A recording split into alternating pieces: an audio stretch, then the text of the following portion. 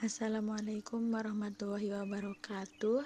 Kami dari kelompok 13 yang beranggotakan saya sendiri Siti Humairo sebagai moderator sekaligus pemateri 1, Ahmad Roisul Hikam sebagai pemateri 2, Dwi Amrina Rosyidah sebagai pemateri 3, mata kuliah Filsafat Hukum Islam dengan subbab materi yaitu hubungan idealisme dan positivisme. Materi pertama yaitu filsafat idealisme. Pengertian idealisme adalah aliran filsafat yang menganggap bahwa realitas ini terdiri dari ide-ide, pikiran-pikiran, akal ataupun jiwa, dan bukan benda material atau kekuatan. Jadi, idealisme merupakan suatu aliran filsafat yang mempunyai pandangan bahwa hakikat segala sesuatu ada pada tataran ide. Realitas yang berwujud sebenarnya lebih dulu ada dalam realitas ide dan pikiran itu sendiri. Meskipun demikian, idealisme tidak mengingkari adanya materi. Sejarah idealisme sama halnya dengan cabang ilmu pengetahuan yang lain, ada sebuah unsur induk dari ilmu pengetahuan. Demikian juga dengan filsafat yang terus mengalami perkembangan. Pemikiran filsafat di masa modern dapat berkembang karena majunya ilmu pengetahuan yang tentu saja belum terjadi pada masa abad pertengahan. Perkembangan ini memunculkan teori tentang politik dan juga kenegaraan. Selain itu, perkembangan filsafat turut didukung dengan munculnya teori-teori modern lainnya seperti liberalisme, kapitalisme, dan sosialisme. Pemikiran filsafat di masa modern menjadi semakin beragam. Salah satu pemikiran filsafat pada masa modern adalah idealisme. Pemikiran idealisme merupakan pemikiran yang berpandangan bahwa kenyataan yang hakiki adalah kenyataan yang bersifat ide atau roh.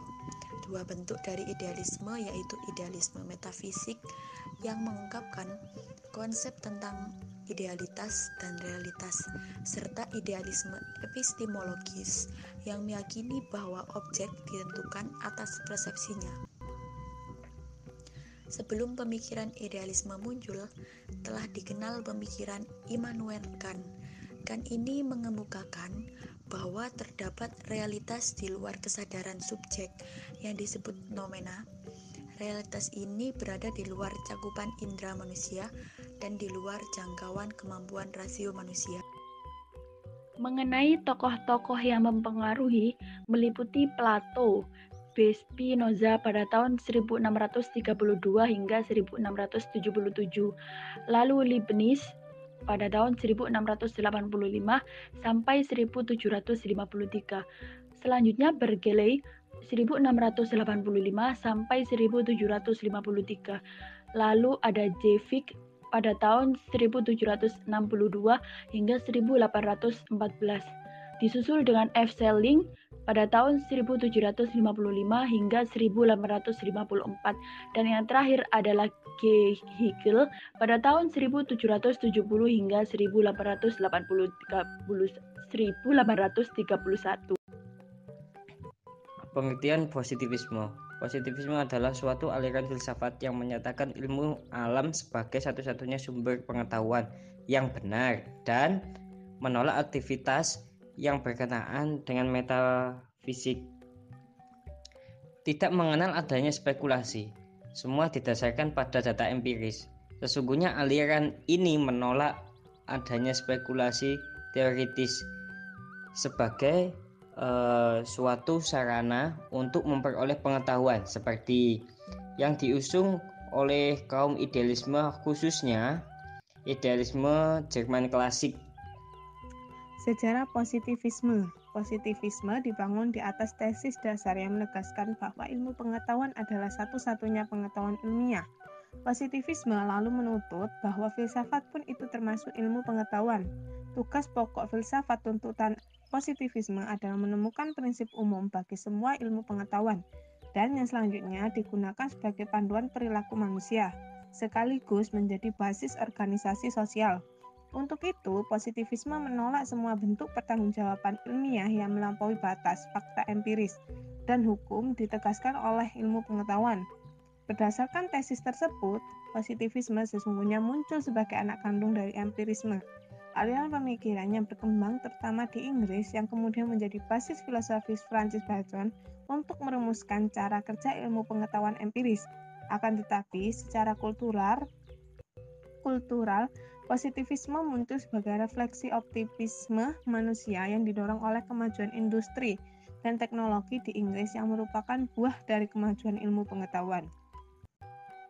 Hubungan idealisme dan positivisme. Hubungan dari sisi sumber hukum positivisme dan idealisme itu bersumber dari pemikiran manusia tanpa menyinggung keberadaan wahyu di dalamnya. Yang artinya tinjauan dari sisi ini menggunakan metode berpikir bebas sesuai dengan keinginan dan dampak yang dilihat oleh manusia. Sedangkan hukum Islam bersumber dari wahyu. Dari segi pembaruan hukum dalam filsafat positivisme dipisahkan dari keadilan dan etika, menekankan kepada faktor sosial sebagai unsur yang menentukan konsep dan perubahan hukum, dan hukum tunduk kepada masyarakat.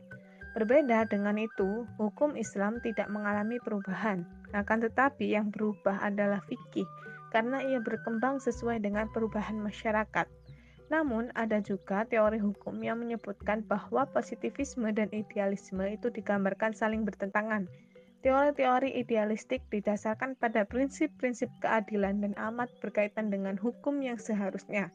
Filsafat hukum idealis menggunakan metode deduksi dalam menarik hukum dari asas-asas yang didasarkan manusia sebagai makhluk etis sosial. Sekian pemaparan materi hubungan idealisme dan positivisme dari kelompok kami. Kurang dan lebihnya kami mohon maaf. Wassalamualaikum warahmatullahi wabarakatuh.